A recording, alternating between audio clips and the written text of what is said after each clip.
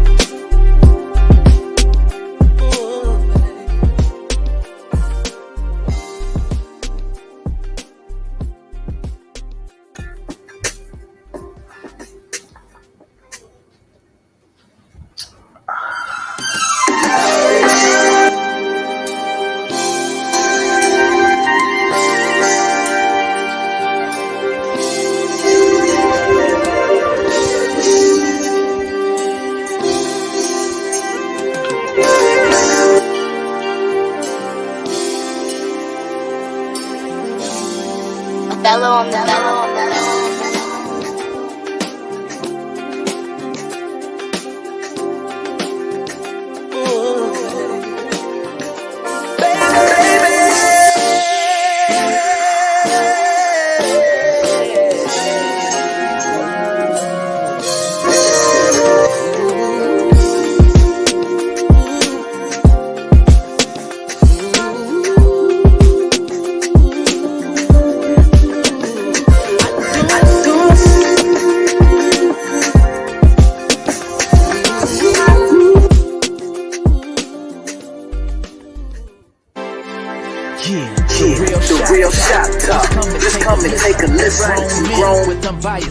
honest opinions and with no agendas, so you just gotta check it. Talking love and life from a male perspective. We keep it authentic, real, no filter. Leave a comment, be part of the show. We here to give you 5 gentlemen's views about manhood, no doubt. This the show you've been needing, yeah, it's the Real Shop Talk. Let's go.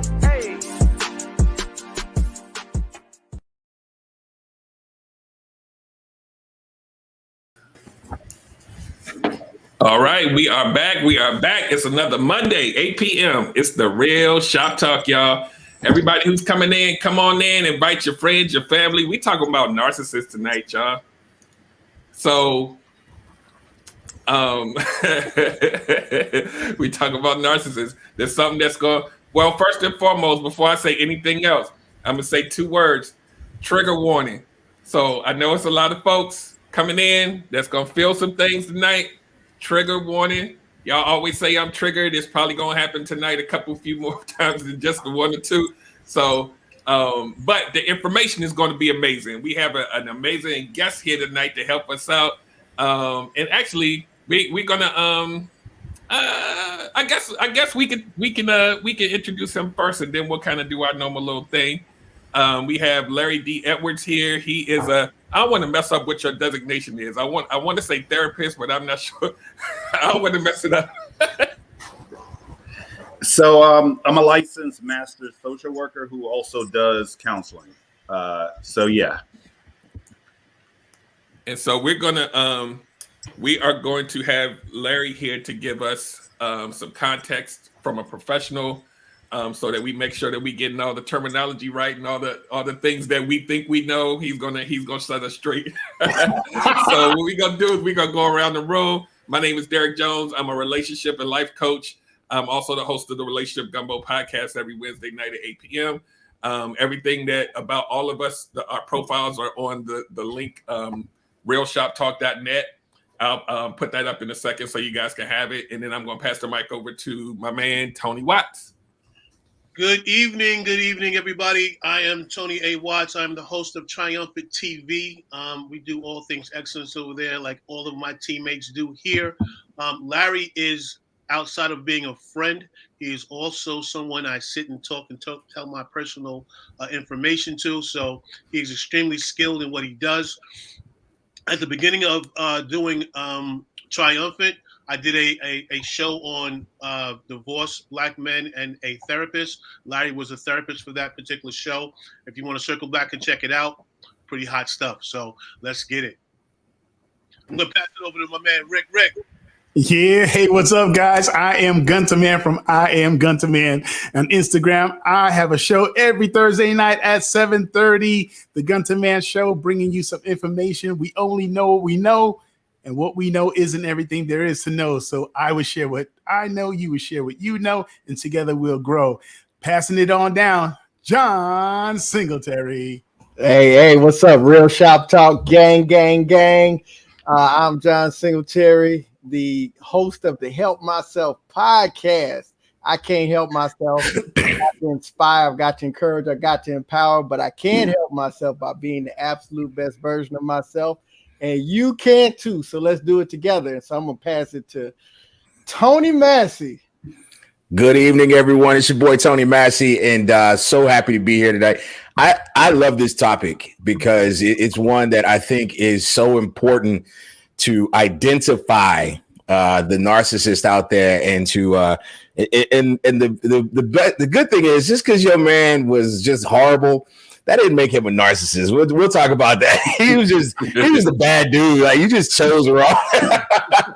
But you can find me, Tony Massey Cooks, Tony Massey Speaks, and my new venture, Tony Massey Shoots. So trying out a little photography. So really excited about tonight's show.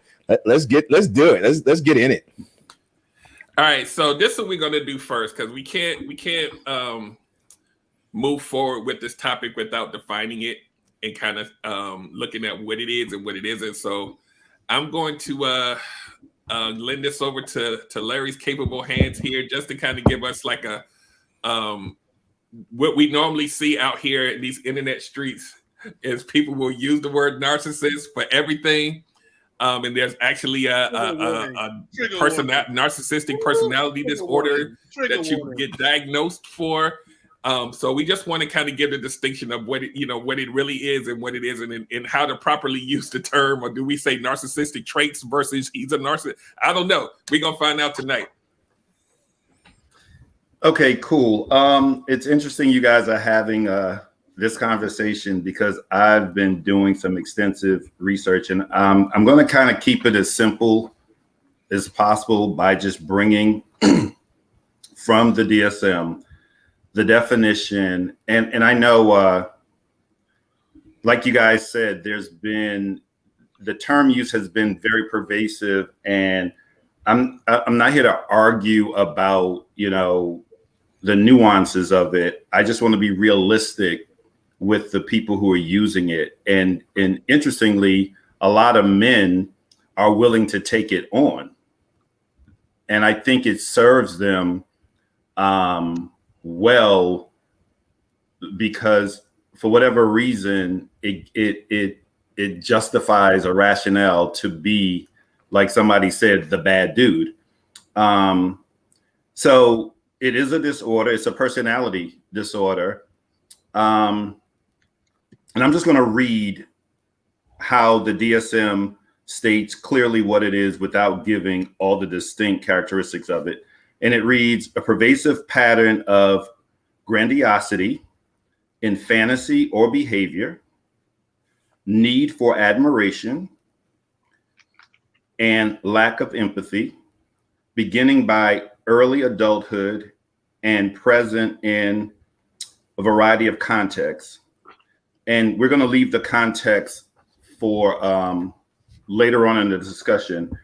And the grandiosity and need for admiration is something that I would really like to put asterisks next to, because most of the people that I have encountered, particularly women who wants to label their partner or former partner who treated them horribly, I don't think they understand, and again, not to take away, not to diminish, not to belittle, need for admiration and grandiosity.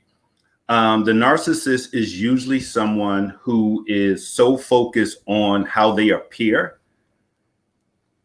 They're almost what I consider that person on the come up, but they're not even conscious of that. These are the name droppers. These are the name droppers of people in power, people of importance. They want to associate themselves with people they think is going to give them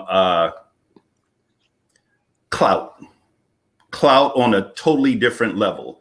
So again, in my experience, some of the women, or most of the women that I've encountered who wants to say their boyfriend, their partner, their husband is a narcissist, I say to them, how do you fit into that piece? Because most narcissists is going to go after the mover and the shaker kind of woman. And the mover shaker kind, I'm not saying the mover and shaker kind of woman does not have self-esteem issues, but usually a mover and a shaker type of woman, she's looking for somebody that's going to balance her in her accomplishments. So a lot of the women that I've heard conveniently use this term, I'm like, the dynamics that we're looking at does not match. Because if a narcissist isn't getting that admiration and you're feeding his ego, you're not even going to be truly appealing to them.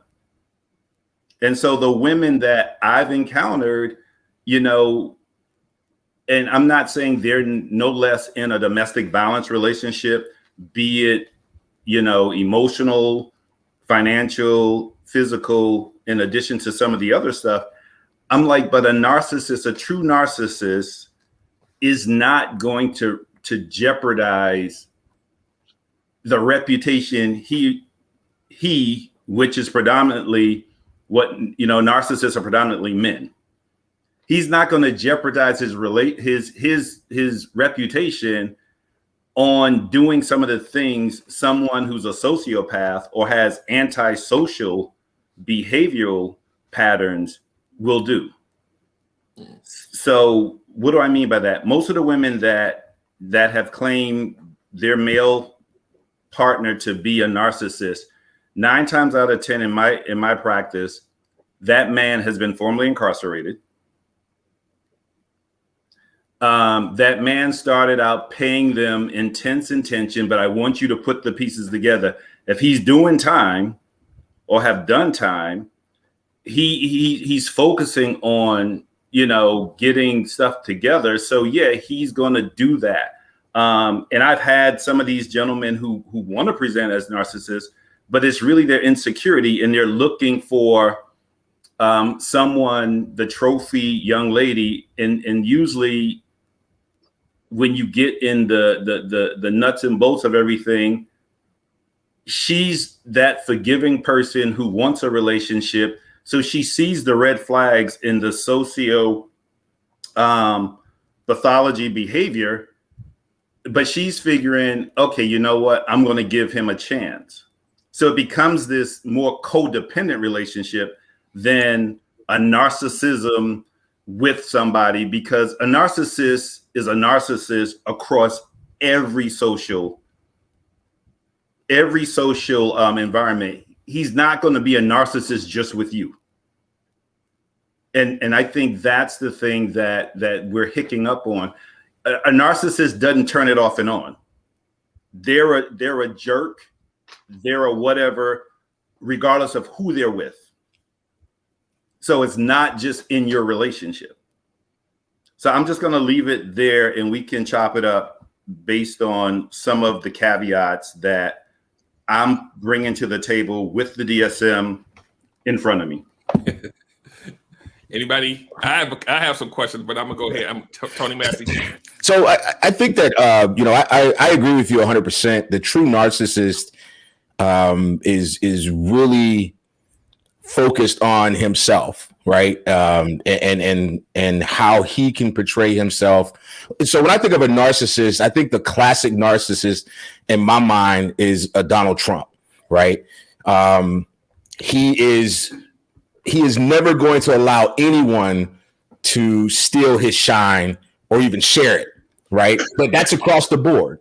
The question I have is, when I think of a narcissist, I also think of someone who's manipulative, because they're trying to achieve, a goal, and that goal is their own, hyping themselves up. So they'll do it by any means necessary. So are narcissists manipulators, and are some manipulators mislabeled as narcissists? I would give you the latter. I think that the thing with narcissists being manipulators, it's a fine line, because again, being a narcissist in and of itself just comes with innate traits.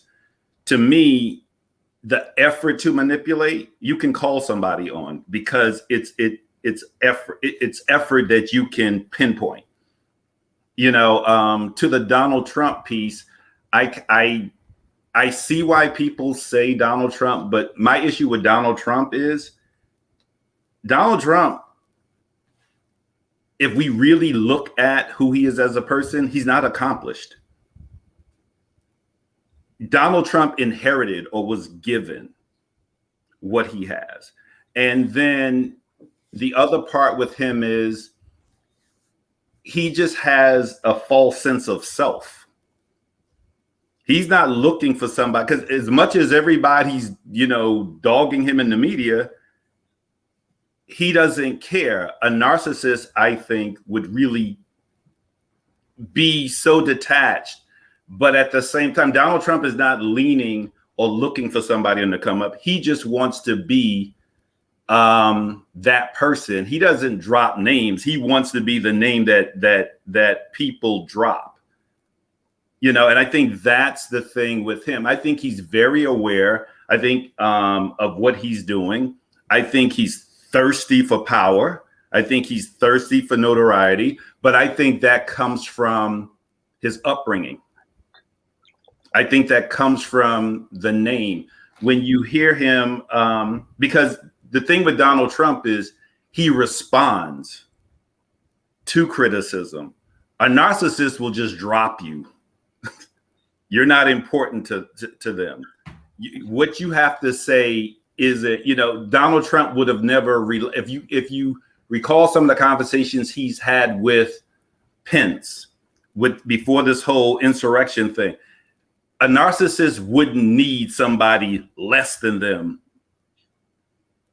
So I think, but again, I think a lot of professionals came out saying that because they needed, I think we in American culture, we need to have an explanation to explain something.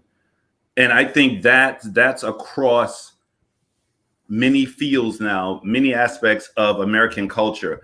As long as we have it, as long as we have an excuse, we're licensed to do it. So if you take on the label, then guess what? You know what? Well, I'm a narcissist. It comes with that.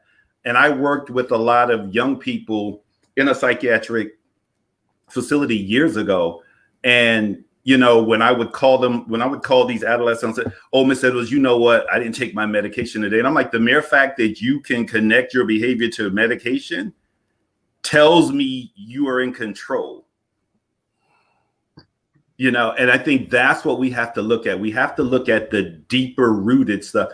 Anybody who's very conscious and they're fully informed about their diagnosis and they can spew it off to you like the back of their hand, be careful. Be careful, because everybody have access to the DSM. Anybody can go on Amazon and buy the DSM and live up to what I just read. And I think, some of us in my profession who wants to be the super therapist or whatever, I think we give people that because it's convenient.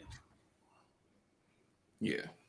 And one of the questions I had on a different platform where it was predominantly women and they were doing this narcissistic trait thing.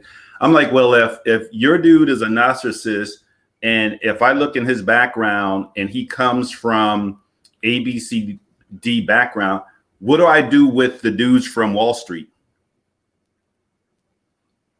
What do I do with the dudes from, the stock market who their every motivation is to achieve and they're dropping? And again, I'm not saying someone who's formerly incarcerated can't be a narcissist. I'm just saying, would a narcissist do anything to the extent that they would end up going and being locked up for some of what I've had come in front of me in terms of beating on a woman? Most narcissists would just be the white collar trying to do the most to get attention on a big scale level. And when we think about that, it's like, that dude isn't doing that with you, and nothing about your lifestyle is on that next level to bring that admiration and grandiosity that this person thrives off of. So I would have people think about that.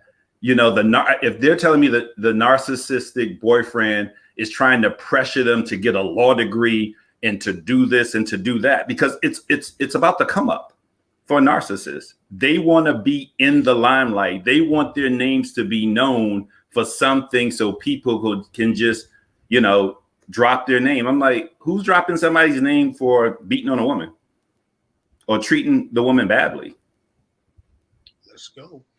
Yeah. So what would be a profile of somebody that we, that would profile as a narcissist? Because I think you threw a lot of people off in the comments when you said that Donald Trump wasn't a narcissist. So what would be the profile of, or who's somebody that we can say fits the profile of a narcissist rather? So I'll Epstein. Whether we believe it or not, the Bezos. and I get them confused with what they and who they own. The Facebook guy,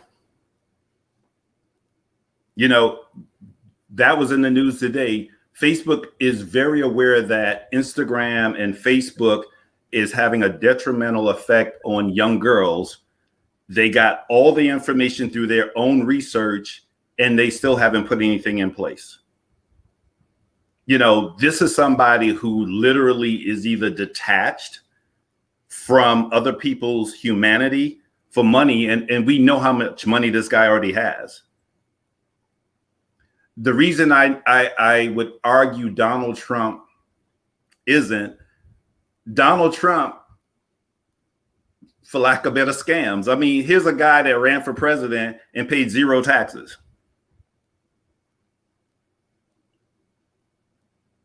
You know, and here's a guy that, you know, his track record, now that we're getting it, is horrible. He's a failed businessman.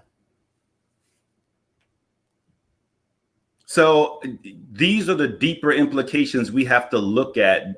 To call Donald Trump a narcissist is actually, in his profile, it's him seeing it as a compliment, because it's giving him credit that he really does not deserve. You know, so the Elon Musk, the Jeff Bezos, those type people who are racing to, you know, the outers of space, and it's a competition. These are truly, you know, if anybody's going to equate to narcissism, it would be these guys. So what you're saying is, if your man is selling dime bags of weed out his mama's basement, he ain't no narcissist.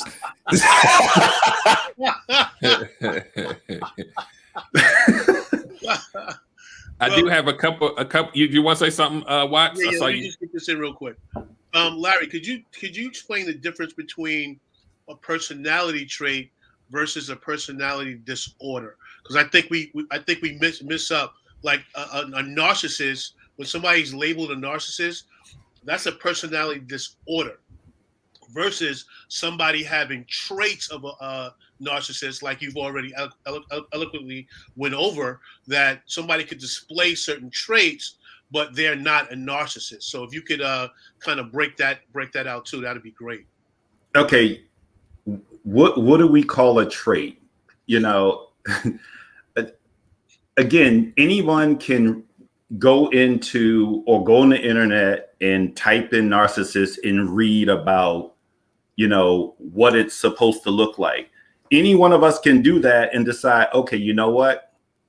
I'm going to start presenting myself in this way. Right. You know, it's just like how we mimic what we admire. And again, if it's the buzzword for however long it's the buzzword, we do that. We as human beings do that. You know, it's just like when we see that next drink that our idol superstar is putting out.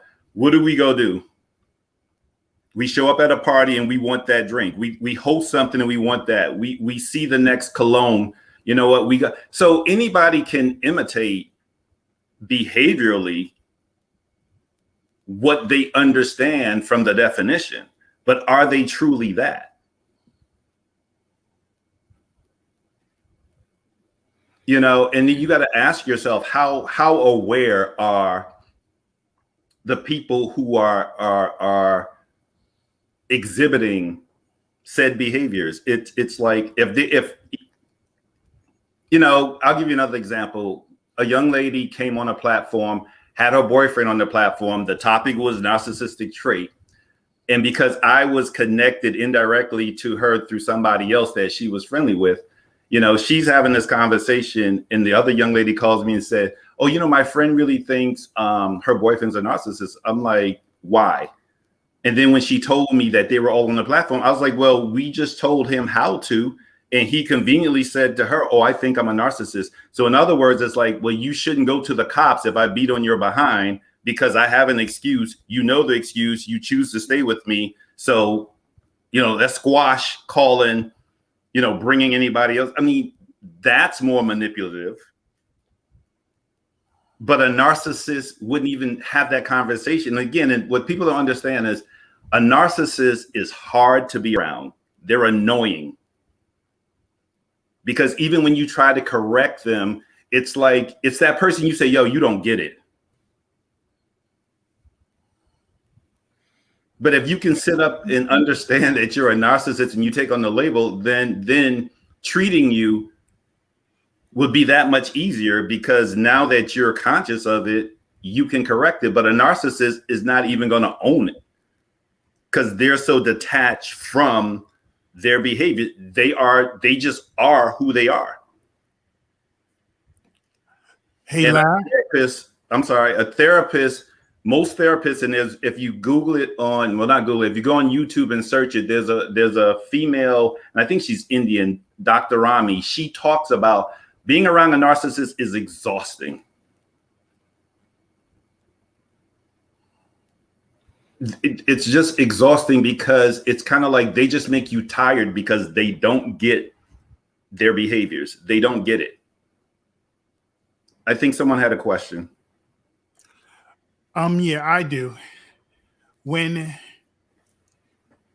Since it's a word that's being thrown out so often, and since typically it's men who are called narcissists, do the women that call their boyfriends narcissists, do they have common habits or socialization things that are off? Do they have low self-esteem? Do they have typical traumas that I'm asking you to like kind of spell it out.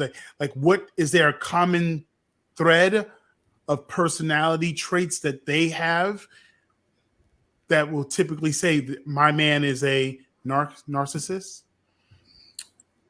So the women that I've encountered in whatever form of fashion who's willing to say their partner is a narcissist, to keep it real, they're not even typically the ones I've experienced, they're not even in the social circle that most narcissists are navigating. The women I've encountered, they're not even in the social stratus of where the narcissist would look for his partner. Yeah. So that's why, and again, it sounds belittling, it sounds condescending, but it's just keeping it real with the word grandiosity, the need for admiration. So if the woman is not a typical go-getter, she brings some form of status to the narcissist's life, she most likely isn't dealing with a narcissist. 9 times out of 10, there's always that rare occurrence. But again, the narcissist in and of itself just is not, and again, I hate qualifying the way it's sounding. They're not the person that's looking for the lowballer. They're just not. Yeah. So I want. Oh, I'm sorry. Okay. You good? So I had a couple of questions. I'm not going to read all of the comments, but Saya from or Mrs. Massey said something that I thought was interesting, and then if you can, I guess, qualify with if this is true or not. Is narcissism considered a spectrum disorder? Are there varying degrees of narcissism?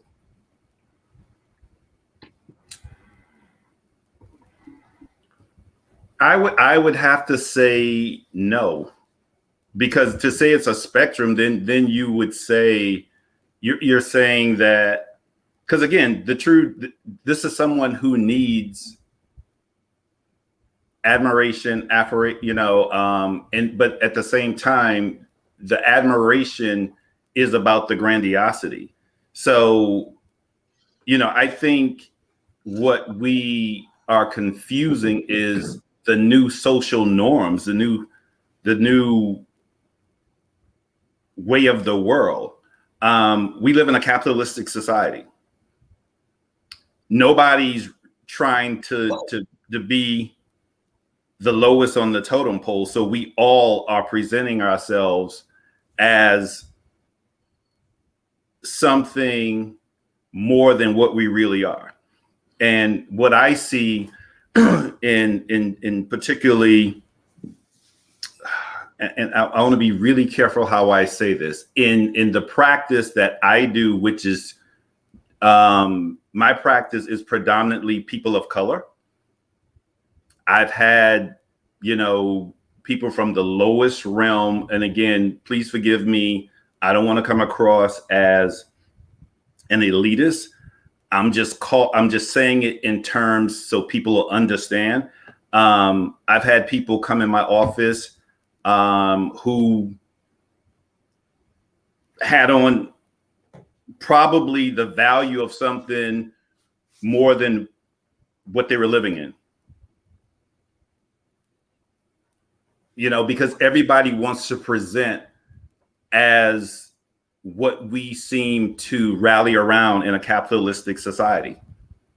Nobody wants to come across as, what their bank account might really look like.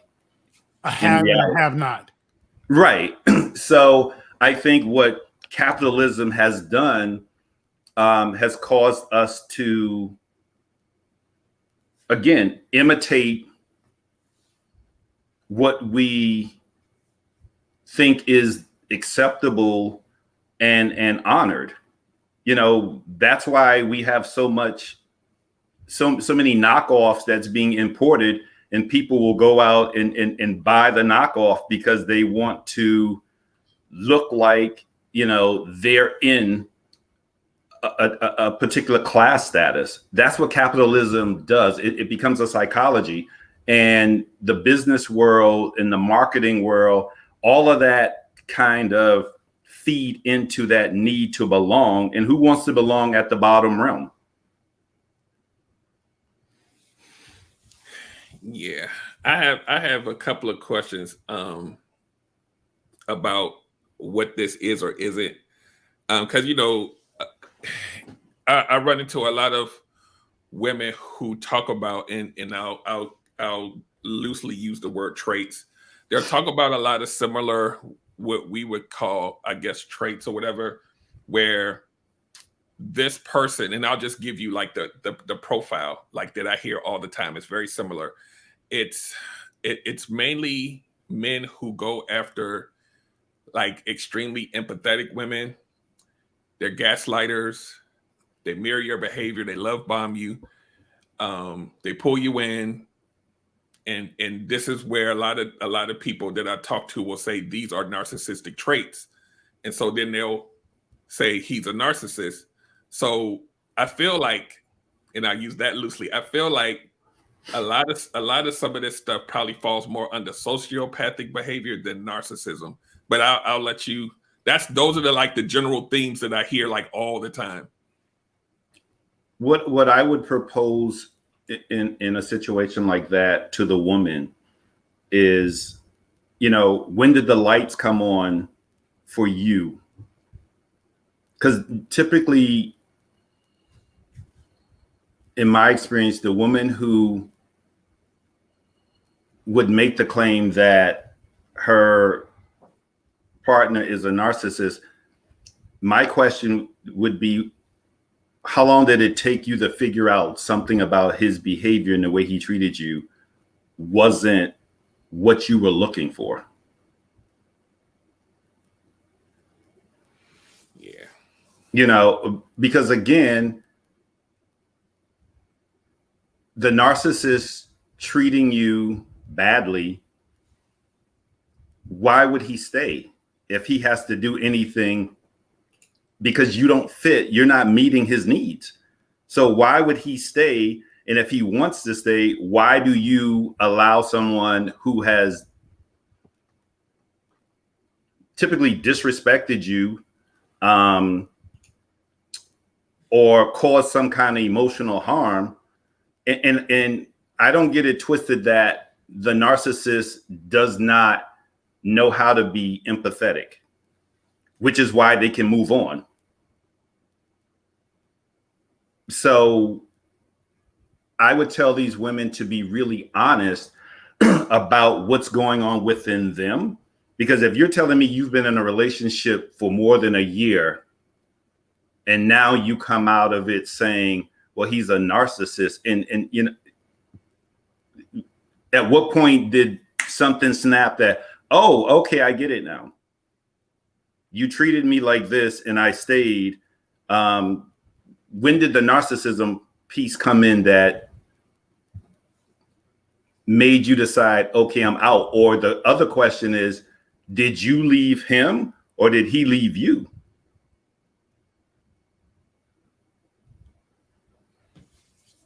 Gotcha. So go ahead. I'm sorry. Go ahead. Matthew. No, I was going to say what I'm finding interesting, and I've always found this very interesting, is, and you kind of touched on this, Larry. There is a certain level of comfort that comes with the label, not just for the person who's labeling themselves, but for the person who is labeling the person that, you know, that hurt them or that manipulated them or whatever, because it's like, well, he's a narcissist. And because of that, I don't have to own the part that I played, because he's a narcissist, and this is what narcissists do. And he systematically went through this narcissistic process only to reveal himself a year later as a narcissist. And that's not on me because, you know, whatever. And I think stripping away all of that, and let's get to the, you know, the nuts and bolts of this. And this is what a narcissist is. There's reluctance to accept that definition, because if he's not a narcissist, then that means I have to I have to own that I was manipulated by this person, right? I have to own that I may have overlooked some things, or I ignored some things, or whatever the case may be. And, you know, I find that the same thing with sociopaths. You know, the first time someone doesn't show empathy, that's not going to go away. You're not going to love this person to a point where now they love you back.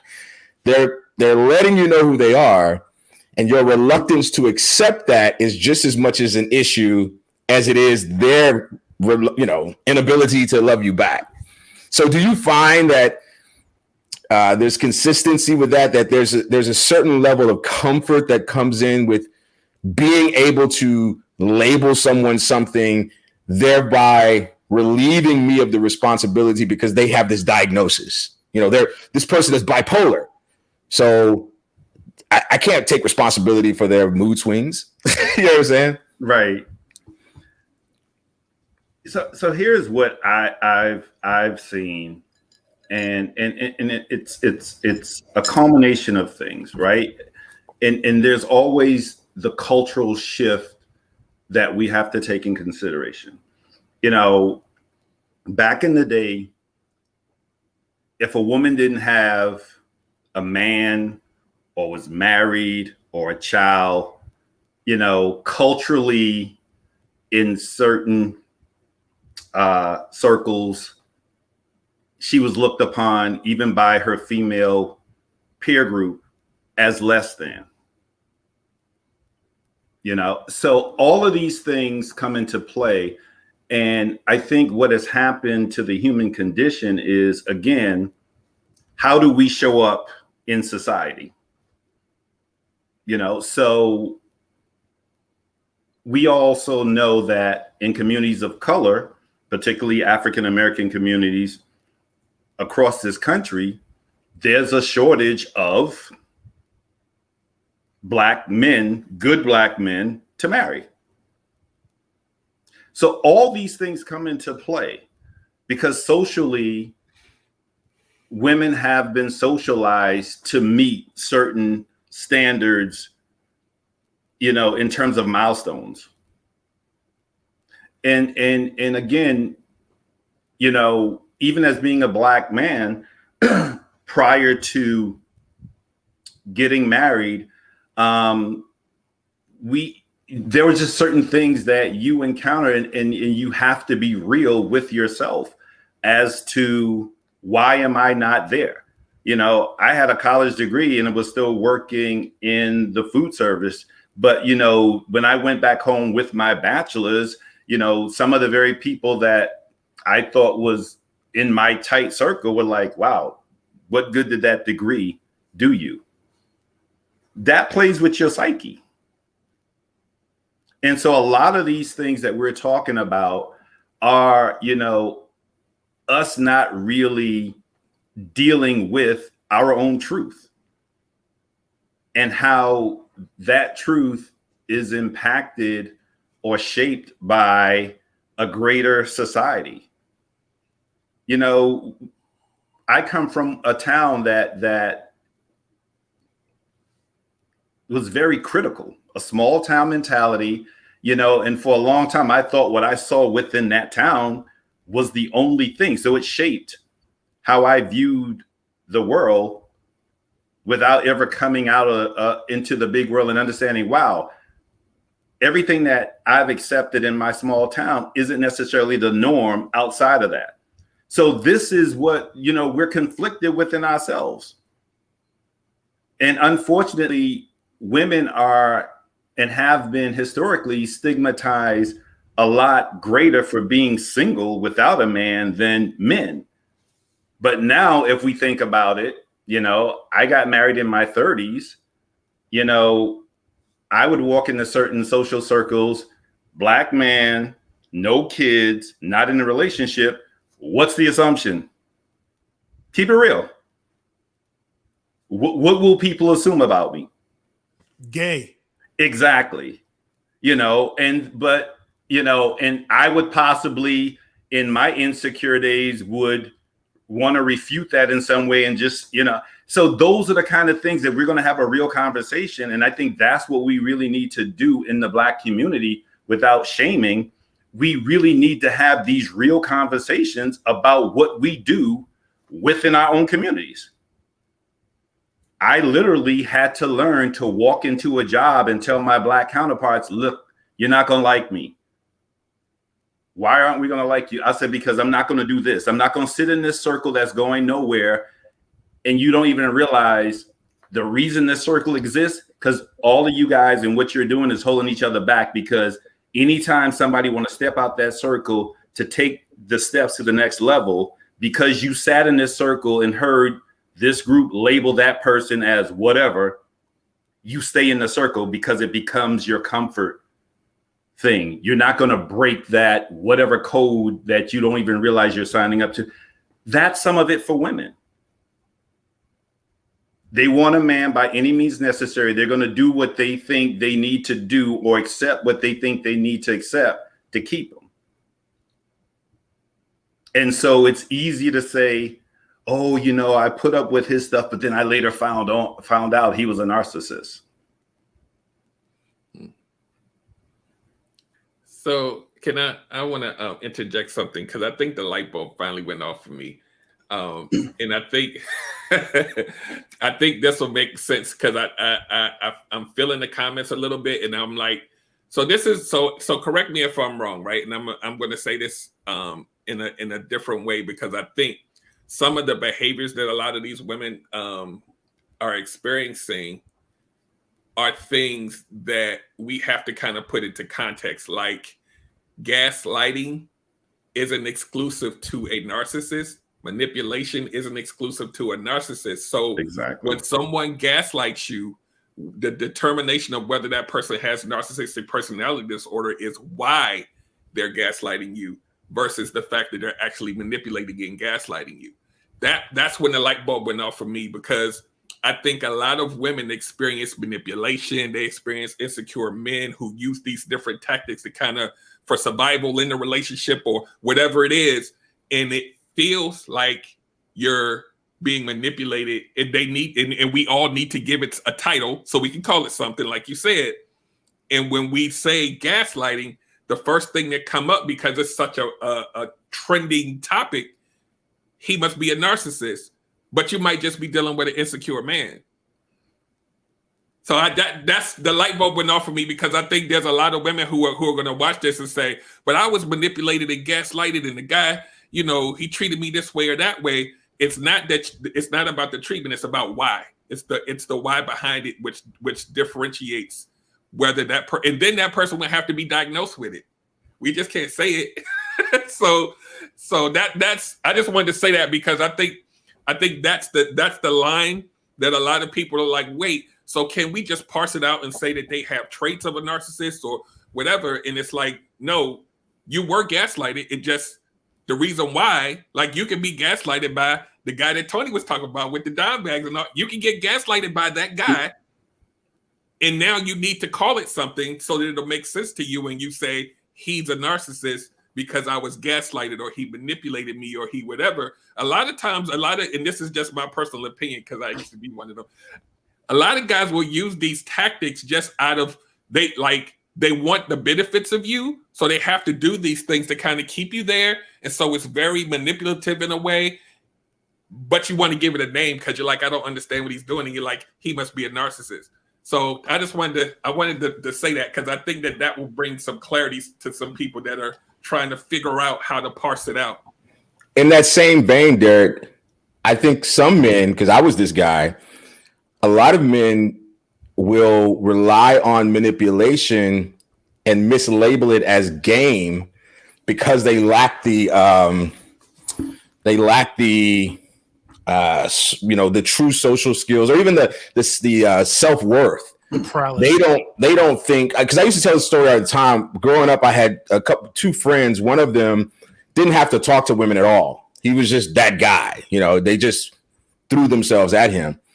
And so I saw myself as that person who, if you let me talk to you, then I can I can talk game to you. And it took me a while to realize that what I was doing was being manipulative. I was essentially trying to figure out what are the buttons that need to be pushed so that I can push them. But I don't think that I was a narcissist. I mean, I worked at KFC and I wasn't trying to be the manager. I was just trying to make up for what I viewed as were my inadequacies. And because it worked, I kept doing it. And that was really the thing. Until I met someone who called me on it immediately and was like, no, I'm not falling for that crap. You know what I mean? That's when everything had to kind of change. You know what's interesting? I had a couple that I had my second session with today, and I started thinking about patterns. One of the things that, and this is not just what women do, this is what two people coming together, they're liking each other and they're dating. The pattern I found is we talk about our last relationship or all our other failed relationships. So in this process, depending on, and it can work either way, depending on what's being told, we tell people what we'll put up with. I've worked with a number of survivors of domestic violence. I go back to their childhood, and then I bring it current to the guy that they're with. You tell somebody you was in a relationship 17 years and this is what the person did to you, 9 times out of 10, the dude is like, wow, you're a strong woman. So if that's their barometer of who you are, you being slapped by them one time, because this is what gaslighting looks at. You should be able to handle my one slap because the dude before me did 25 other things. So this one slap is nothing compared to that. And the reason I ended up slapping you was because, and you're in 9 times out of 10, the dude is going to describe some behaviors that you have told him that took place in all your previous relationships. So when couples come to me for premarital counseling, I'm like, why are you talking about all the people you were with and why that didn't work? why don't you talk about what you're looking to build with someone and how we're going to do that? But a lot of us give the blueprint to the person, and depending on if he's a secure or insecure guy, they use that as a roadmap. And that's how it becomes manipulation. And then they play on it. And again, it's those vulnerable moments, those pillow talk moments that we reveal so much. And depending on the guy, he's going to use it. Yeah. And it can work the opposite way, because trust and believe, there's some dudes out there being, used and abused by women.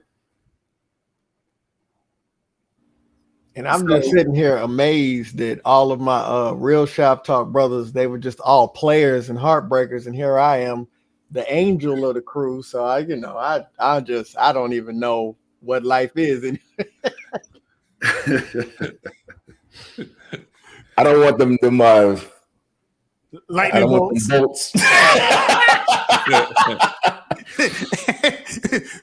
Yeah. Do you think that on some level, because I've actually discussed this in great length about not giving people the blueprint, and some of the feedback I get is this idea that if I tell you what has happened, that I'm basically letting you know, don't do this. So my last person hit me, so I'm letting you know, don't hit me.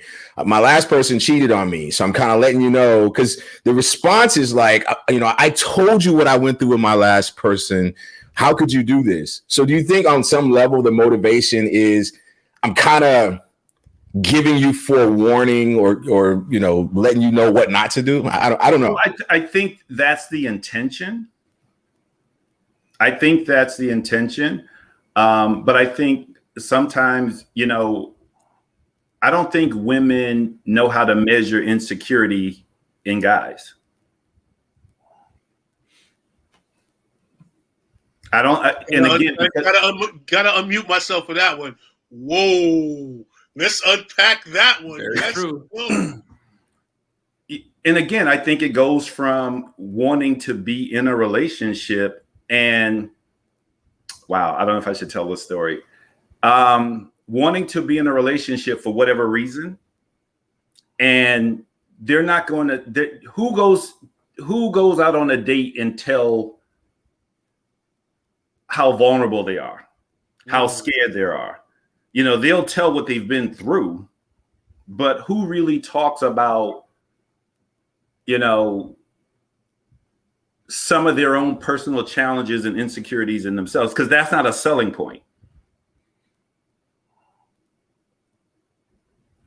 And at the same time, the dude who is insecure and he wants to be that different dude, when you're telling a guy, oh, this is what I went through, and the guy's like, I promise not to be that, but then he does something and you see some of the red flags, oh, okay.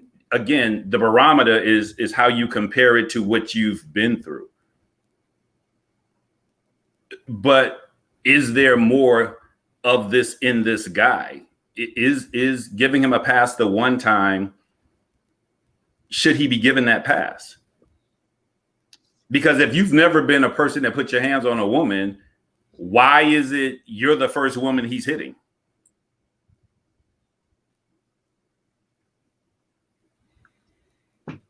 If he's never done it before, then you got to ask yourself, well, why am I your first? We're going to just let that just hang in the ether? You just going to let that one hang in the ether? I see the comments just stop running at this point. We're just going to let this hang in the ether? This is when the preacher goes, I hear you're not here for the preaching tonight because I don't see no amens. Like, let's really parse that out. No, but those are the kind of things that, we have to really have to look at. If the person you're dealing with has made the claim, I've never done this before, and they're professing to you that they want to build you up, encourage you, why is it that all of a sudden you become their first to do this maladaptive behavior with.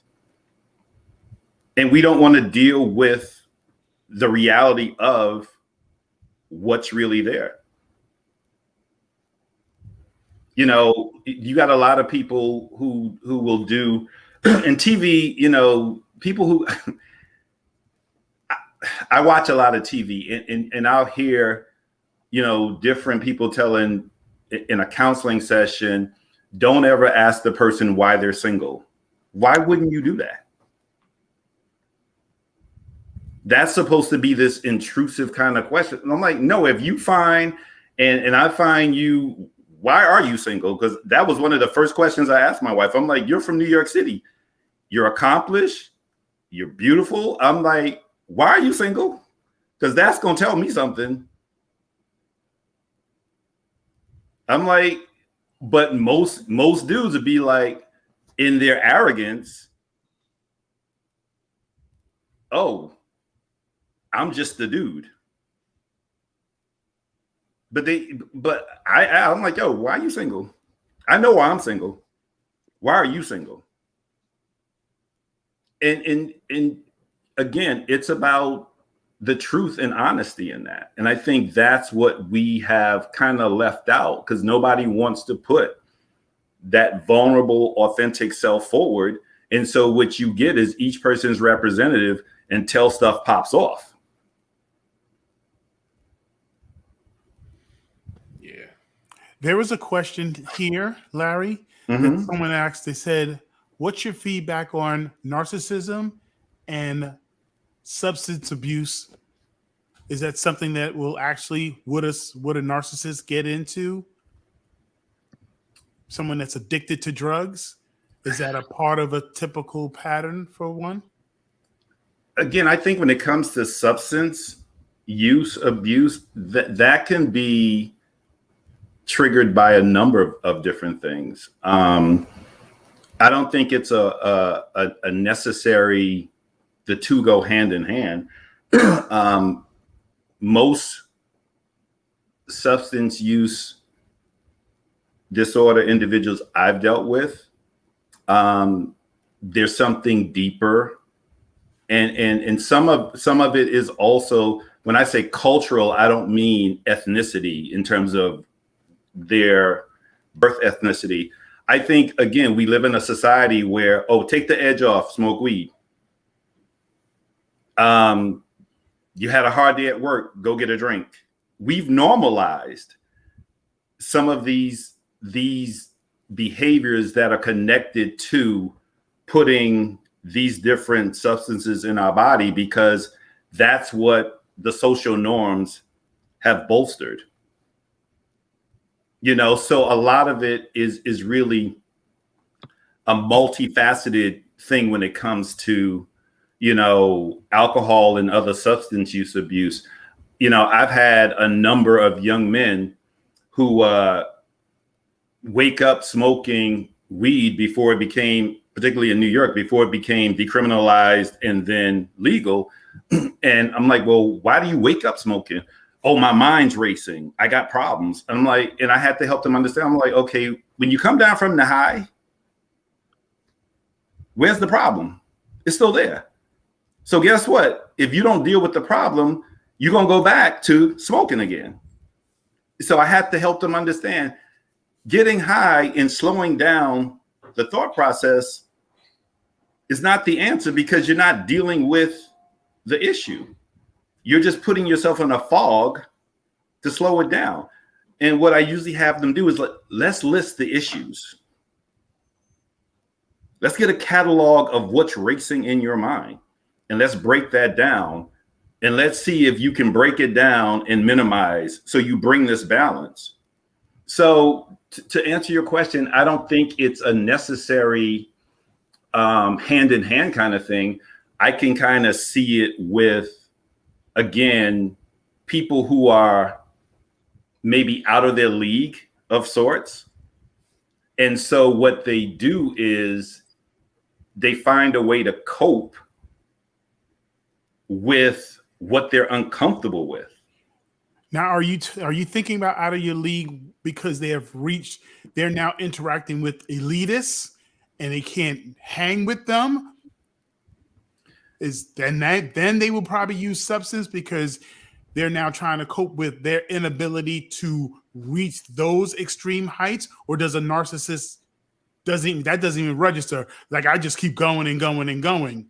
Because anything to hinder or to look like, for someone to look at him like, oh, he's a drug user, isn't that taking away his clout?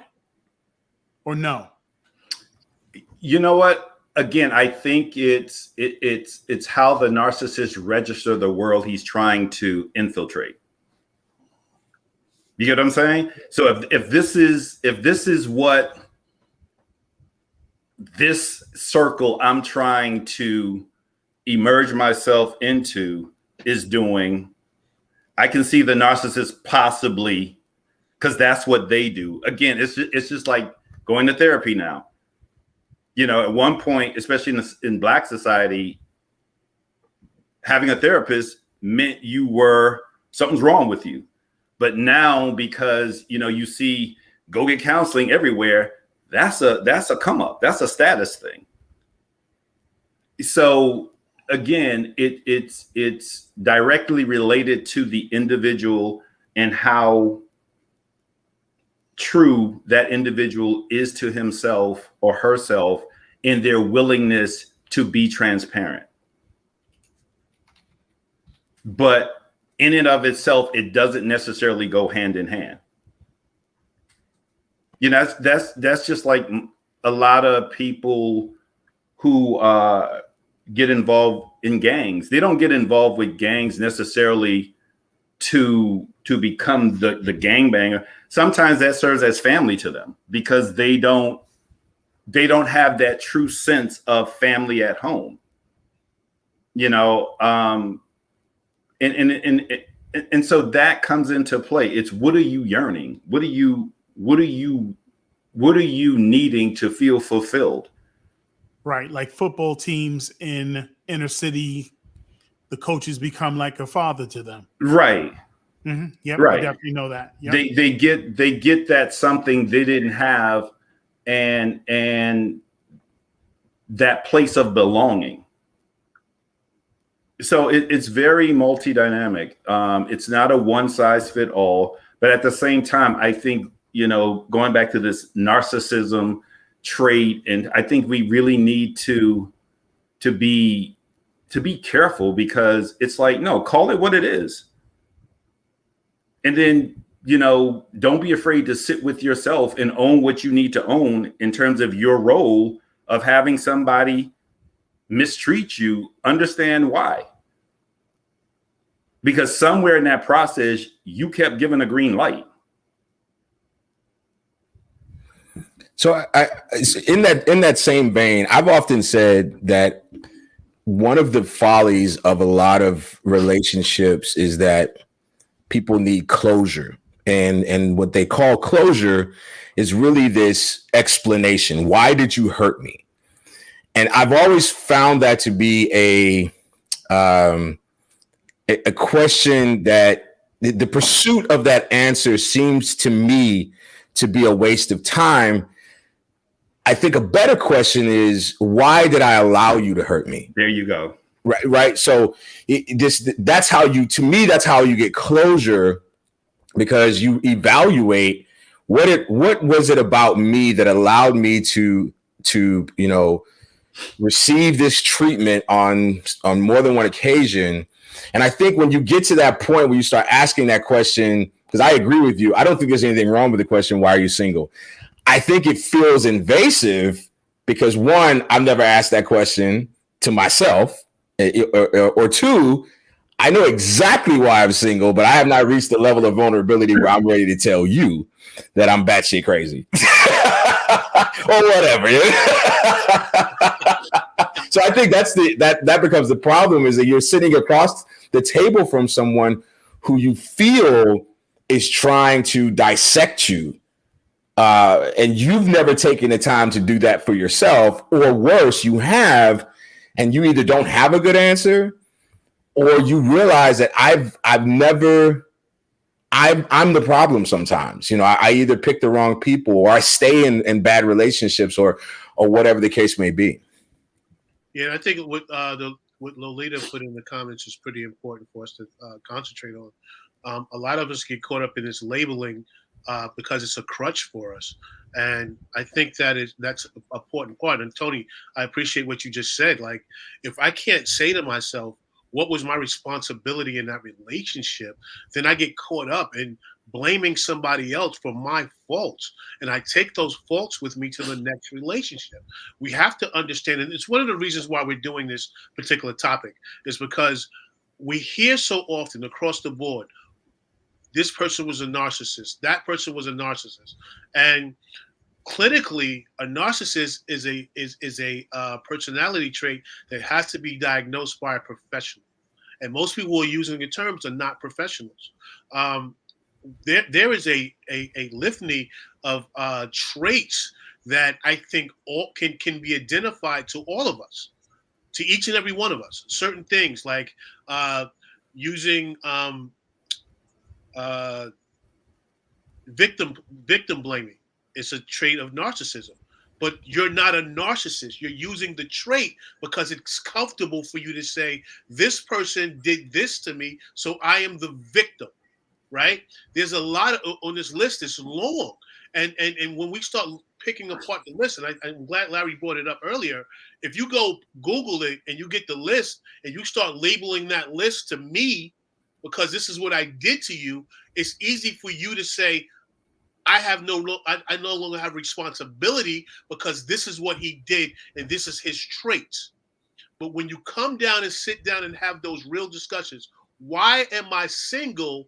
Not because of Tony, but because of these 10 relationships I had. What was the same outcome? What did I do in each of these relationships that made me end up where I am? When we start having those real questions, then we stop labeling other people for what they are not and be able to concentrate on ourselves for what we are. And then we can move forward by straightening ourselves out. You know, the thing with that, Tony Watts, is that, you know, it goes back to the sharing that I did a long time ago with you guys about so often when we share our stories with people, we're coming from the aspect of the hero or the victim, but we never ever share about the villain. Right. We talk about the hero, all the things I did right, all the things I supported and showed up and made sure that they were blessed, encouraged, and, you know, epic sex, whatever you want to put yourself as the hero. Or you're going to tell people about the victim, what they did to you, despite all the wonderful things you did. I can't believe he or she did X, Y, Z. But it's rare for people to come and share the part about being the villain. The things that they were just ruthless and the things that they allowed to happen. Yes, come on. You know, because there's one thing about being a villain where you are actually out there doing negative things to the other person, but you being a villain to yourself is when you allow a certain level of push or discomfort. You allow this discomfort to remain in your presence, poor treatment, verbal words that don't build you up, and you allow that. That's you being a villain to yourself. And you have to understand, unless you get to the place in your walk, in your journey to move forward for something better, for something more than what you've been dealing with in the past, you're going to have to own that part. You're going to have to own the villain part of it, because when you own the villain part of it, is you saying that I have the power. I have the ability, because of my poor decisions, because of my bad choices, I put myself in those situations and got those outcomes. Now, if it was my power to put me in them, now interacting with people that teach me and share these new ways of being, these new perspectives, I'm going to reveal these things that I've been doing in the past. Now, with the right decisions, the better decisions that line up with my truth, if I now make those decisions, I'm telling you, it's proof that I can get just the opposite. Right. That I should be able, because if it was that destructive that way, I have to assume that if I choose better, that's going to be just the opposite. And now the part about closure, understanding this, ladies, guys, do not. Asking for closure, asking questions only begets more questions. That's it. If you get nothing more, you get an answer to that question, there are going to be more questions. So as Tony Massey says, turn it back on you. Turn it back on you. Why did I allow? And if you can get to the root of why I allowed, man, oh man, you are opening yourself up to better days ahead, better relationships, and you can see it for yourself because you revealed, you dug out. You got to speak to other people because remember, your eyes are in your head. You can't always see you. You don't know what it's like to date you. So you're going to have people sharing with you and giving you ideas of how you're showing up in situations. What do you think about that stuff, Larry? Yeah, just real quick before you do that, Larry, I have a real life situation. I had a session with Larry, and I was talking about. I came in with the cape on. I did this and I did that and that blah blah and that blah blah blah. And Larry was just looking at me. I'm looking at him. Look at me like he's like, so why did you let that happen? And why did you let that happen? And why did you let that happen? And like everything that I thought that I was the hero for, he's like, no, dude, no. I want you to sit into to this. Look at this. Look at that. And after the session, I had to get up when I got off the phone with him, I had to sit there for like 2 or 3 hours and go, whoa, I've never looked at that part before. And the reason why I'm sharing this with you guys is it's important to have somebody who is a relationship coach, who is a therapist that can help guide you through it. Because we have this whole identity, we have this whole thing in today's society that I have to look within, right? Me looking within, I am the broken person. How am I going to fix me if I'm broken? I need somebody with a different perspective, like Rick said, with a different perspective, right? To say, hey, these are the things that you're not seeing. And that's why therapy is important. That's why talking to somebody outside of yourself is important. And we need to really be vulnerable enough to say to somebody else, I need help. Because my last relationships look like this. Yes, I've been engaged 5 times. I never got married. Yes, I've been in love 18 times and I never. Let's find out the whys. Once we find out the whys, then we can move forward to find out what we're looking for. Because a lot of times, and I love when Derek says this, we are basically looking for the same people in the same small pond that we grew up in. And There's a wide world around there with 7 billion people on the planet that match us, but we're too afraid to go outside of our little realm. I love that. I remember this guy told me a story. It was a therapist, and he was like, I want you to imagine that you get into a car with a friend, and that friend says, I have to run an errand. And that friend goes to a liquor store, goes in, and you're sitting in the car, and you watch him go into a liquor store, pull a gun out, and rob the liquor store. He gets back in the car, and you're like, what did you do? You know, and then the police are behind you, and they catch you, and you go to jail. And he asked the question, who committed the greater crime to themselves? Not the greater crime, but who put their future in jeopardy more? The guy who robbed the bank or the guy who sits there and watches it happen and doesn't get out of the car? And he's like, at least the guy who robbed the bank had a goal. You know what I mean? He had a stated goal. He understood the ramifications. He weighed the consequences, the risk versus reward. All you did was sit there and let it happen. And you had options. You could have got out of the car. You could have done, a number of things. And so I think in relationships, and what he was saying to me is that this is how we sometimes look at relationships when we don't want to turn that mirror on ourselves. And I love what you said, Rick, about the villain part. When I started recognizing my villain behavior, that's when my relationship started to change, because I recognized that I can be very manipulative. I can be mean. I you know what I mean? I can be impatient. I can be unyielding. And so when I look at my past relationships through that vein, I go, oh, I'm the asshole. And so, but now I can change that behavior because I recognize it. Up until this point, like you said, I was either the hero or I was the victim. She did not recognize how much I loved her and how much I did for her as I, tie my cape, right? But I didn't recognize that I was putting her through hell and forcing her to be appreciative of what I felt she should get. So I love that. Sorry, Larry, go ahead, please. You're the one with the expertise. No.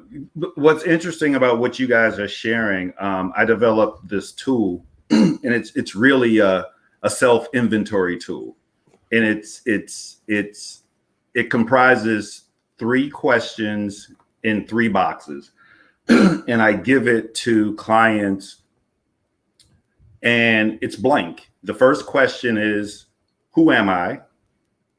In 1 box. The next question is, who was I?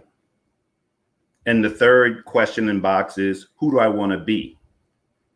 So what each one of you have described here to some degree is a self-inventory. And if they don't do the exercise in front of me, and I give them free will to take it, work on it, start in whichever box that they want to start. But for them to really just be honest, and if they choose to share it in a session, it's up to them. And that tool, because I did it with myself with regards to my relationship with my now deceased dad, because I dated a young lady who was a single mom, and how I got involved with her was on that competitive Larry thing. She walked into our workplace. She's somebody I went to high school with. She was that snobby kind, and she came in pretending not to know my name. And I'm like, pride kicks in. And I wouldn't have even dealt with her even on that level because I came out of an already crazy situation. But the dude next to me, my coworker, who was married, made the comment, "Oh, I'm going to get that." So guess what comes out of me? Because I don't like him either. So it becomes this natural race of, let me shut that down. And so in doing this inventory, I'm like, yo, she became expendable to me because I was competing with this dude. So when I did this exercise, I'm like, yo, you got to keep it real. You got some real sociopathic issues within yourself. But then you rationalize it because it's like, oh, well, other dudes are doing it. And I think this is something we all have to do. Take self-inventory and be self-aware honestly of who we are. And this is male and female. And then that other question, who do you want to be? Now you got an option. If you've defined who you've been, and you feel like your present person isn't totally that box, but you're not totally happy with where you are in your current state, what are you striving toward? And in developing that, what do you need to work on to become that ideal person that you want to be? And then the other, hopefully honest question we would ask ourselves, who and what type of partner do I need to help me become that ideal person? Because sometimes what we get twisted is the person and how they're packaged. The person looked like they're packaged all right. But again, why is that person single?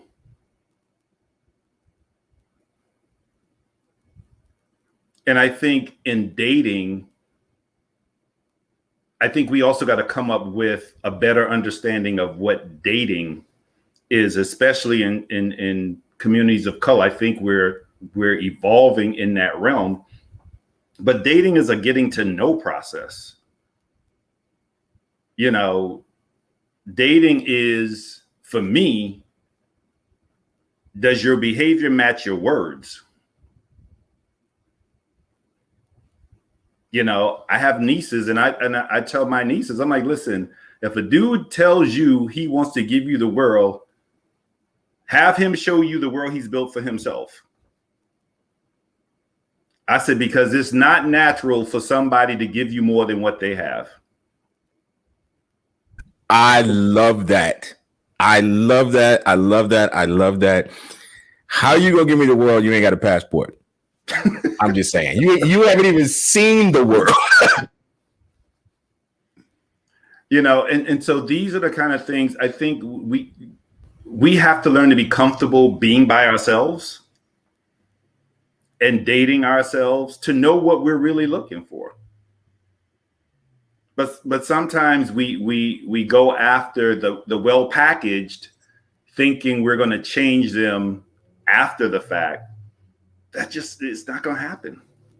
And I think that's sometimes what happens in this narcissistic issue we have.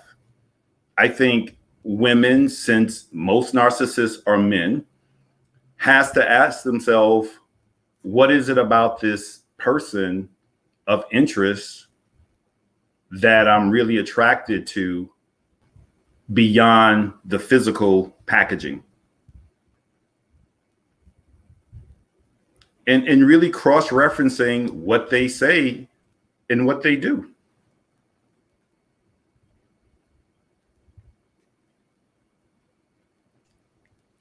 So yeah, I'm sorry, I want to jump in real quick about this too. And it may be a little redundant because I think some of us talk about this stuff a lot, but the thing that I always try to bring home with a lot of the people that I talk to is let's say that you were with a certified narcissist, and let's say you dated 5 more after that. Then you got to look at why am I always use the quote, a predator or a lion isn't going to chase something that's not appetizing to it. Woo, so you got to look at, you have to look at, why am I so appetizing to this specific type? And because I believe even a narcissist or any of these other type of things, there's only certain type of people that they're gonna cling on to because they know they can. And if that's you, then you got to go back and look at those 3 questions you just said, right? And say like, well, like this is what we've been talking about this the whole show. We don't want to be the issue. We never want to be the issue, but that's exactly where you find the solution. It's right here. It's right here. 10 times out of 10. And I always say this too to people. There's evil in the world. You can't control the evil, but you can control what you accept. You can control what you let in your personal space. You own that. And until you know that you have that power, you're going to keep letting that crap in. So I'm going to land there. Before we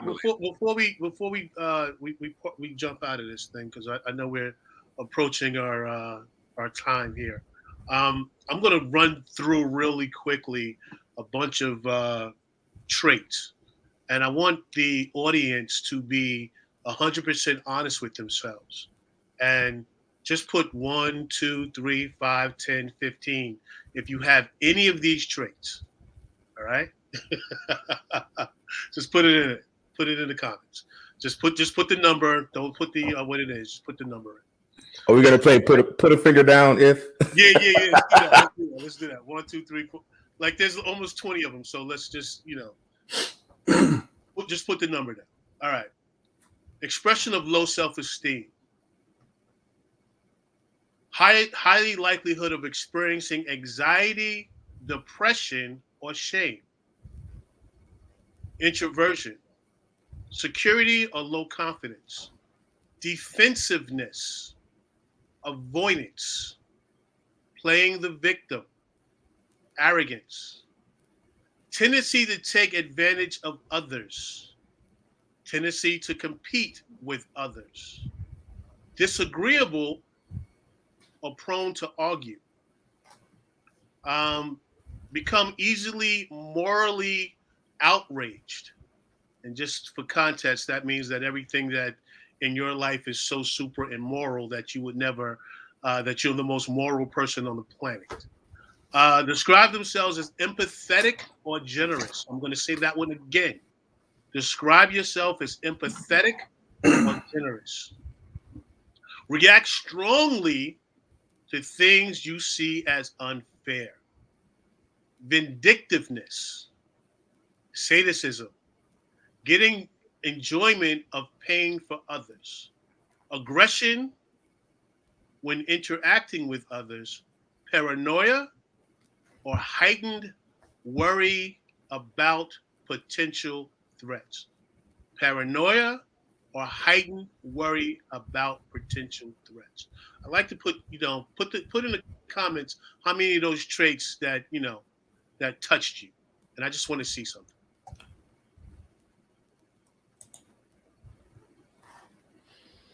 You got to be honest with this.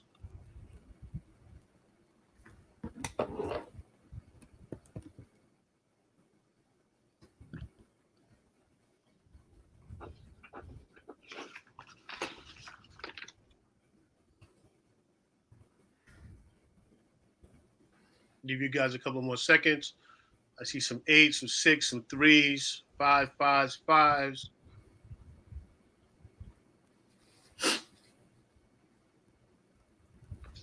You want to play the game? Let's go. You want to be honest with yourself? Let's go. Am I in the right comments?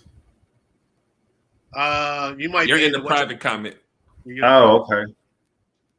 Oh, okay. Gotcha. All right. So that list of comments came from the 5 overall arching narcissistic traits. So the 5 narcissistic traits are overt, covert, antagonistic, communal, or malfeasance, right? So if you answered whatever you answered, you reach into a bucket of each one of narcissistic traits. So somebody could walk away and go, you are narcissistic. But because they weren't in a specific order, because I didn't put them in any order, now we have no real diagnosis. So I did that to say we have to stop labeling people what we're not professionally qualified to label people. We have to stop doing that. Narcissism is a professional diagnosis. It's not something because somebody treated a certain way, and Larry brought it up earlier. Just because somebody treated me mean, was loving, and I let this person run over top of me, that does not mean they're a narcissist. We have to get away from these traits. And I've said it 1,000 times on this show and on my show. Everything is an individual work, right? And when we start using the broad terms, all men and all women, then we start putting labels on people they do not deserve. We have to move away from these things if we're going to heal our communities. And that's one of the main reasons why we did this, was because we were collectively hearing narcissism as an overall trait for all men versus where I was responsible for some things that I did. Derek is in a lot of these, what is they called, Derek? The communities you go into, you the forums like Clubhouse and stuff like that. Clubhouse, right? Yeah, he's in a lot of Clubhouse conversations, and we talked during the week about he's sending us, yo, check out this Clubhouse, and you go in there, it's 80 to 90% of the women in there are labeling men these traits, which they are not. And we have to get away from this. And the way we get away, the reason why we need to get away from these things is once we heal ourselves from the things that we think, right, other people are doing, and as everybody said on the panel, and identify our weaknesses, where we came short in the relationship, where we were the the villain instead of the victim, we will be able to move forward. So I just wanted to bring that out to everybody so we could have a clearer understanding that all of those things, labels I labeled, were all wrapped into 5 different narcissistic categories, all different. But all of us answered them not knowing which bucket they fell into. And somebody could have said 5, and they ended up in each one of them could have been something different. I feel like you should have told us, man. I would have lied about my number. Well, I didn't know where you was going with that, but that was brilliant, sir. I would have used the same math that some women use when you ask them how many men have you slept with. You always subtract 3, I think it is. So to be totally transparent, my number was actually 6. I just don't see. I put my number in the other comments. I don't see how to put it in where everybody else comments on. You have to log on. Okay, got you. Well, my number was 6. Yeah. And again, you know, the thing with what he shared is it has to be a grouping, and that grouping has to occur over a consistent period of time and across all your social interactions. It's not going to be something you just do at home. You know, it's you're a narcissist at work. You're a narcissist if you're in school. You're a narcissist in the grocery store. You're a narcissist across the board. And these behavioral patterns, they're not something that the narcissist or in any personality disorder that you turn off and on. Right. Yeah. You know, and I think that's the critical piece that people aren't getting. And again, you know, a narcissist is going to be he's going to show up as a narcissist to everybody, right? Male and female. Yeah. And something to Derek's point, I think women have to ask themselves, since they're kind of freely using this term, why do you attract narcissists? You know, because usually the woman that is using it, she typically presents as somebody who's been in a relationship before with a narcissist. So, you know, and again, that's that true self-assessment of, are you presenting as someone who strongly desire to be in a relationship at whatever means necessary? That's good. And that's what the insecure brother who approaches you is picking up on. But again, a narcissist is going to be 9 times out of 10 attracted to somebody that's going to upgrade his status. So I will conclude with that. Yeah, I wanted to add one more thing before we get. I know we're kind of at our normal time, but I did want to say this, and I know I always talk about my story and like where I've been and who I've been and all of that, and I wanted to say this because just to kind of piggyback on kind of like a little bit about what everybody said, but what I did probably checks off more boxes than I probably admitted to,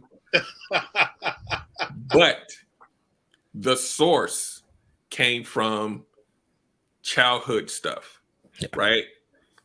Insecurity, relationship pain, building defense mechanisms in order for me not to get hurt, which looked like manipulation, which looked like gaslighting, which looked like me getting a supply from other people to make me fill in whatever deficit I had. In my case, it was, you know, affection and love. And I wanted to get a supply of that. So I sometimes had to manipulate to get it, but it doesn't check narcissist. It checks, you know, insecurity, maybe childhood trauma. So I know I kind of alluded to that earlier, but I really want people to understand a lot of this what a lot of people would call broken behavior or traumatic behavior, you would want to give it that name because it feels extremely manipulative. It hurts like hell. They're preying on, you can get preyed on by people that are not narcissists, right? All of that behavior feels, it's gut wrenching, but it's not narcissism. So I wanted to say that because I've been that guy. And even I think I was on somebody's show, I think John's show, and I was like, a lot of stuff I did, and at that point I didn't even know how to, like I said, the light bulb came on this show. I was like, maybe a little bit of what I was doing was sociopathic, narcissistic. I don't even know what to call it, but I knew it was a narcissistic personality disorder. I just knew I needed to not be hurt again. That was my goal. You're not gonna hurt me, so I'm gonna hurt first, so you don't get me back. And then I had to, you gotta lie, you gotta manipulate, you gotta do all of this stuff to try to protect yourself, but you dig in a deeper grave. So I just wanted to put that there because I think that would land more true to a lot of what a lot of women are dealing with than the actual clinical definition of narcissism. Cool. And I don't know, anybody got any last thoughts? I would just ask the audience, did we do our job in showing that the term narcissism is an actual personality disorder that has to be diagnosed by a professional versus what we think is a narcissist? Like, did we do a good job as far as explaining it? And if we have to come back later on and supply some tools, some things you can look into to have a deeper definition. And I say that with tongue in cheek. And the reason why I say it with tongue in cheek is Larry said it best. Anyone can go into to buy the DSM-5, right? But if you don't have the knowledge to read what you're looking at, you're going to misinterpret it. And that's what I am trying to stay away from.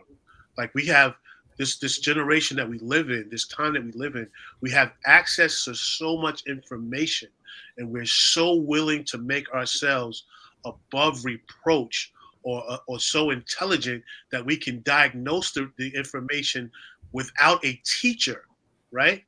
To get to understand what we're reading on this high of a level. This is not high school. This is master degree stuff.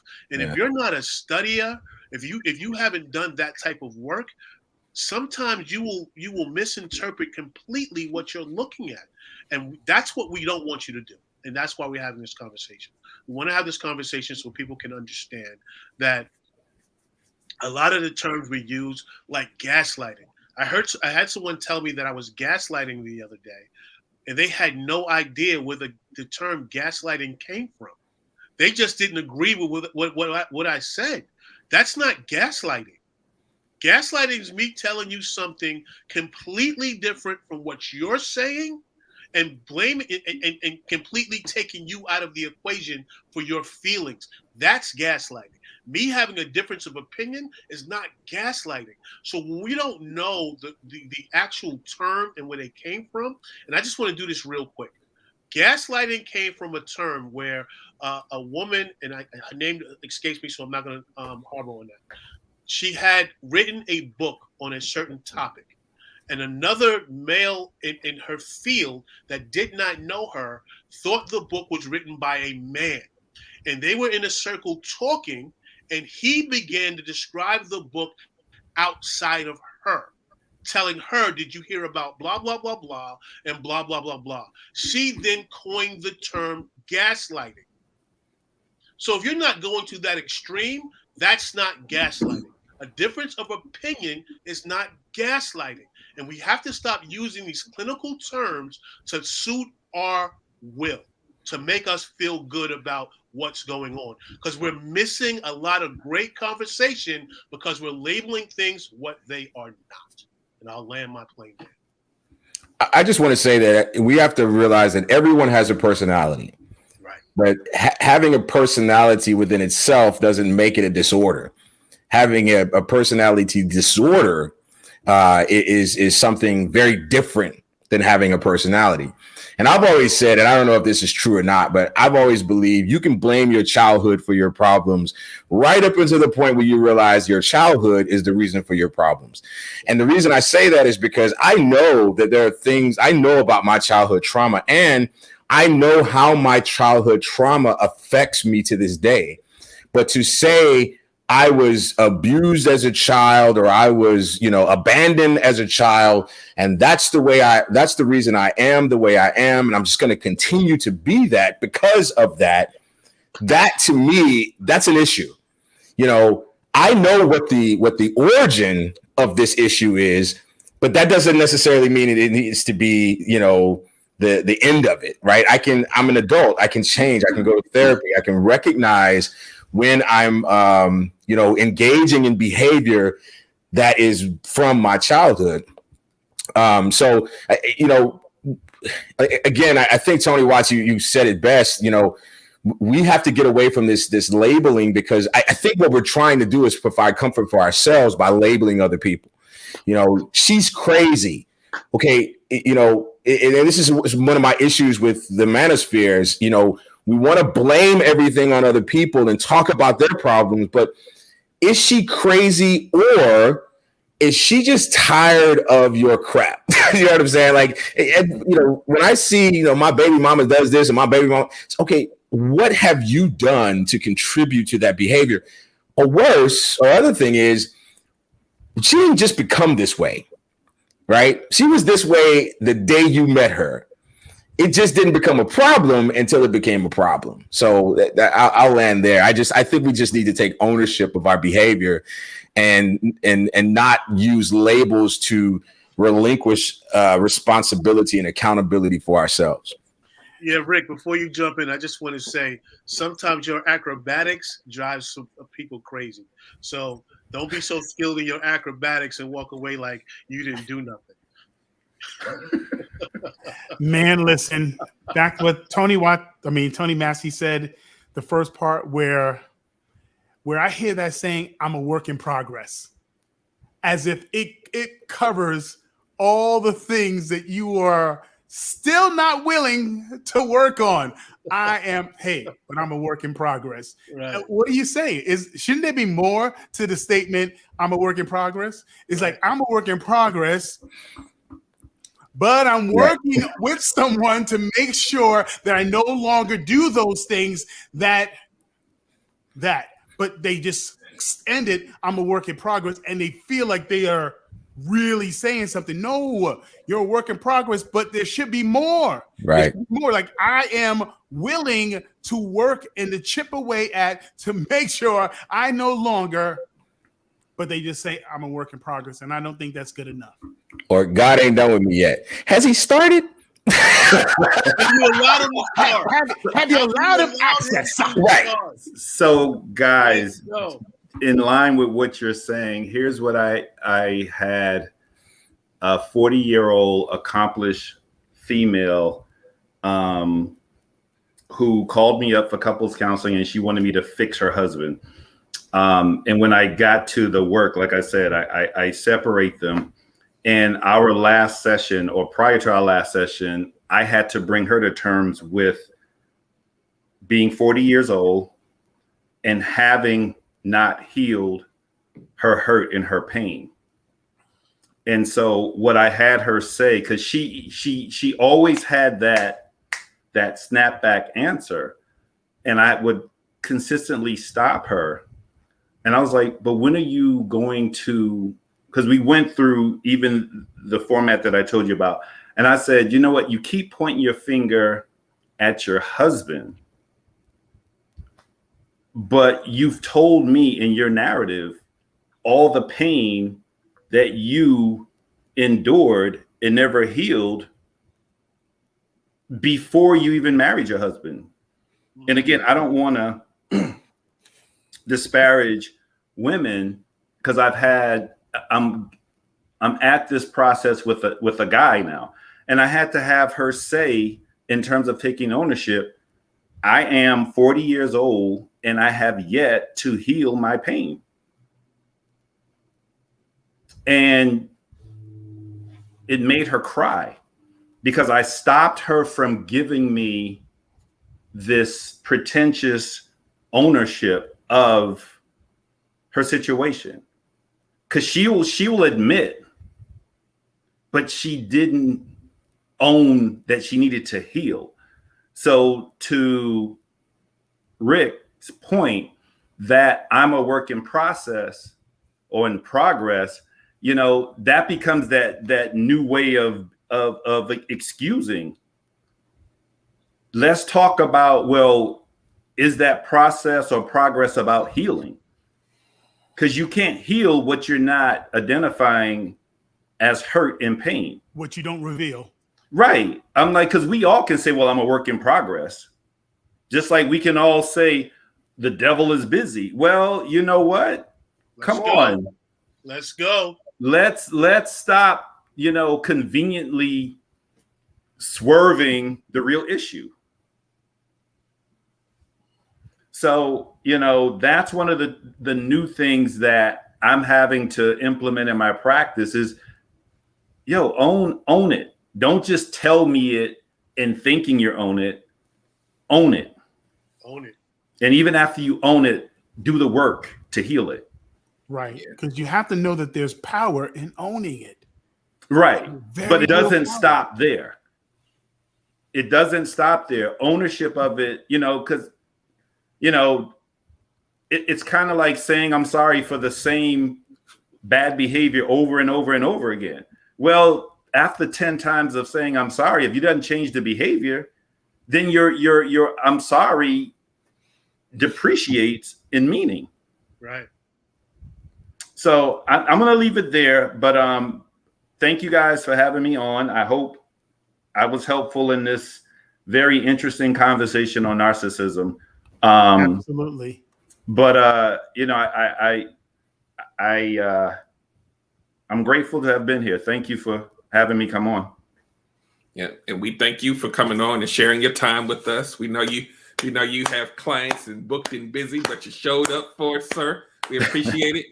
Hopefully, you know, sometime in the future we can have you back. I know I've seen you on Tony's platform a few times. So this is a part of why we do this, is to try to spread the information and let them see it from a source that they're normally not used to seeing it coming out of, Black men. So we you know, that's what we're trying to do, is champion that. We're trying to champion building community and connecting with people that we haven't connected with before, to try to push this narrative of family and growing in health and mental health and healthy relationships and healthy everything.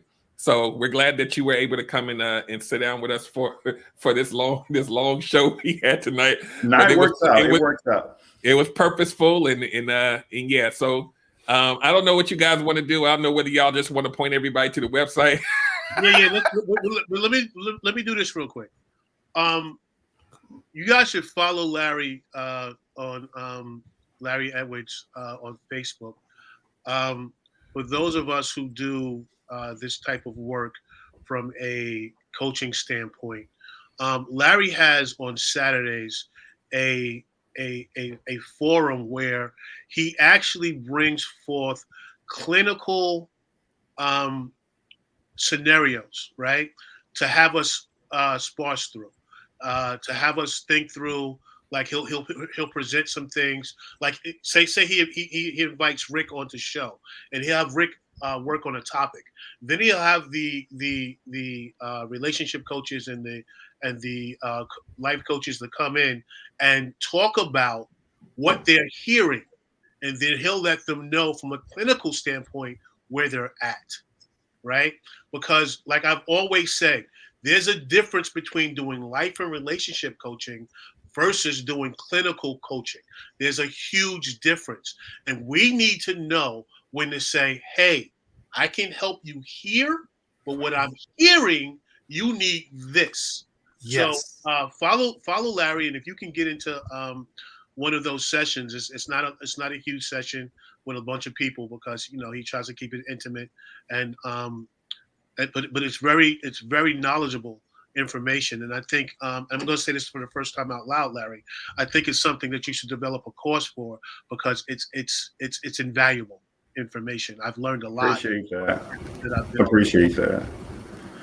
Yeah, guys, and anytime you guys want to come on and present, I took a step away for a minute because we were, it was getting kind of out of control. It is a co-ed group of whoever's willing to come on. But anytime you guys want to come on, or you have a topic you want to cover, I give you the reins, and we chatted up like this. And the topics are very broad. We went from financial empowerment to some of the stuff in politics, which I tread lightly, to what was our last topic? One of our resilience. I had a good friend of mine, a young brother, who shared about growing up in Harlem. His father was diagnosed with schizophrenia and what that looked like for him, and his growing up feeling like he had to protect his older brother and mother, and going away to college in upstate New York and having to leave college to come and pretty much take care of the family. His mother died, the whole nine. And we just talked about resilience. And a lot of times, in these conversations, I help people see the strength in what they've been through, rather than, the negative or feeling less than, or the victimization of.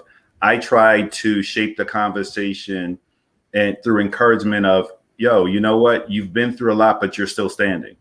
That's right. And then when they share their story, others that's sitting on, the lights come on for them, like, wow, you know what? I never thought about my situation from a strength base, rather than a woe, it's me and what happened to me kind of thing. So I do that as well as to help people network. So it's unless I have somebody presenting, it's an open forum. I pick a topic.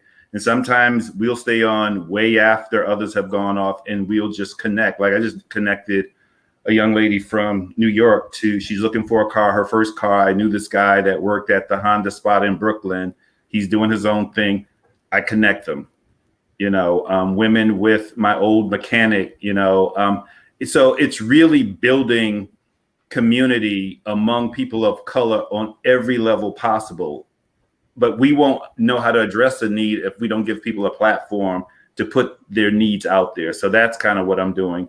I call it Perspectives. It's usually Saturdays at 7, and we try to go on for 2 hours. But, I entertain those individuals after who wants to stay on. So, yeah, feel free. Hit me up. Come on, present your topic. And it's funny because I was just talking to a young lady about this whole narcissism thing, and I was going to do a very in-depth. So I appreciate you guys allowing me to come on and address this. So now I know the different angle I could spin it from. And I just want to add one more thing real quick. When you come into the group, if you're able to get on, come vulnerable. People will disagree with you. People will challenge your thoughts, but don't take it personal. Definitely. It's not a personal setting. It's people learning from each other, and it could feel a little contentious sometimes, but overall, everybody that's there is there to share their view. And if you come to learn and not have your feelings get involved, you will learn. I just want to put that out there. Yeah. And one more thing. I'm sorry. One more thing before we go. Next week, guys, it's Ladies' Night again, and y'all, ladies, y'all want to come back? Men, yes. Men and women, come back, because we're talking about why do Black women feel unprotected. Yes. So we gonna go there. Tony Watts did this show before, but we bringing it back, and we want to make sure. And we have three women on the panel as well, because we just want to make it about how we felt. We want the women to chime in too. So once a month we bring the women on, and in addition to that, we'll bring on guests like Larry every now and then to provide context. But the the show next week is going to be one of those shows. So make It sure sounds like Tony will be reading that list again. Right. So make sure y'all come back. It's gonna be a good show. Say it again, Rick. I say that one more again, Tony. Watch, read that whole 20. What? Put your number. Put your number. Put your number in there. So yeah. So anyway, guys, we wrapped it up. Make sure you go to realshoptalk.net. You can find all of our profiles on Instagram, which will route you to wherever other mediums that we have things on. And just go there and funnel through there. We're going to leave it at that. And then the immortal words of Russell Simmons, God bless and good night.